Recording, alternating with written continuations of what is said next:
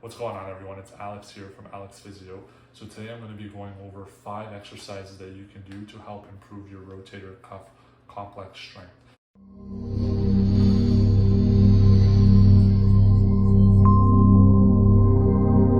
Rotator cuff complex is comprised of 4 muscles: the Supraspinatus, Infraspinatus, Teres minor, and Subscapularis, and they all play a combined role to help provide dynamic stability for your shoulder. So that's movement in different directions. Provide that stability to help centralize or keep the ball within the socket with various movements by acting like a vacuum. So the first exercise we're going to do is we're going to use this band, and we're going to do banded external rotations with your arm at your side.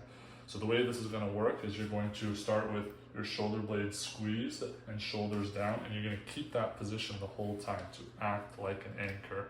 Next, we're going to apply counter resistance with this opposite hand, and our elbows are at 90 degrees and arms at our side, and we're just trying to rotate out to the side while keeping our wrists neutral and our elbows in 90 degrees the whole time. Okay, alternatively, to make the exercise harder, you can bring your hand closer towards the other hand to apply more resistance, so there's less give. And then further away, you can move your hand further away or further off the band where the anchor is to make it easier. That's exercise 1.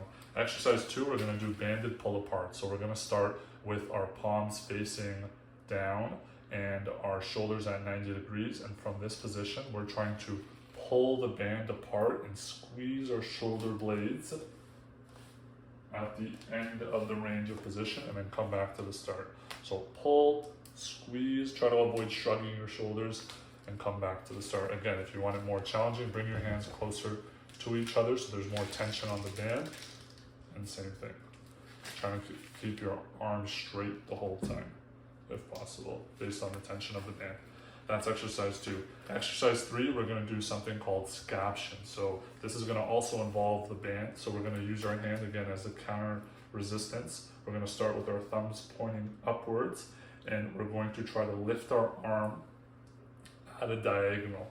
Okay, so 30 degrees in front of horizontal is the scapular plane. So this mimics if I'm reaching to grab something from the kitchen shelves, we're moving in that direction. So this is called scaption. This is helping to activate some of those muscles in your rotator cuff, primarily your supraspinatus in this exercise 4, and this is an exercise that sometimes tends to be neglected, is we're going to actually work on shoulder internal rotation. So everyone, when they think about rotator cuff exercise, it's all about doing exercises with your shoulder rotated out, but your subscapularis is one of the main shoulder internal rotators. So it's important that we actually work on this because it's the biggest muscle out of all 4 rotator cuff muscles. And even though we think that we're using a lot of internal rotation when we do things like pull downs or bench press, we're working them in a different manner than we would be when we're just trying to isolate the movement as much as possible with this internal rotation position at 90 degrees. So it's hard to do it without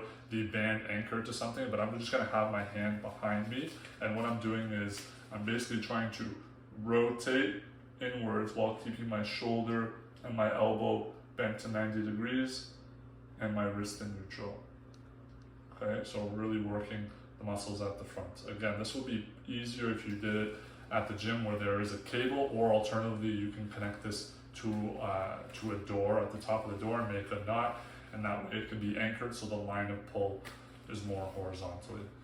So that's exercise 4.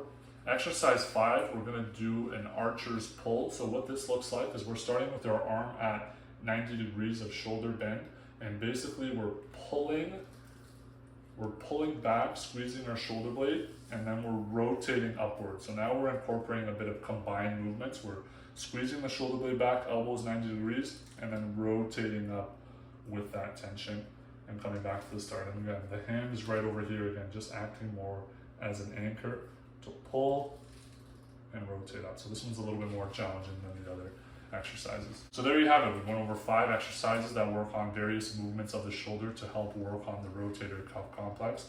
Let me know what you thought. Let me know if you have a rotator cuff injury or pain, or you're struggling with finding some alternative exercises to build up some of the strength. and leave them below. If you found this information valuable and informative, please consider subscribing to my channel for more videos. Thanks for watching, and we'll see you in the next video.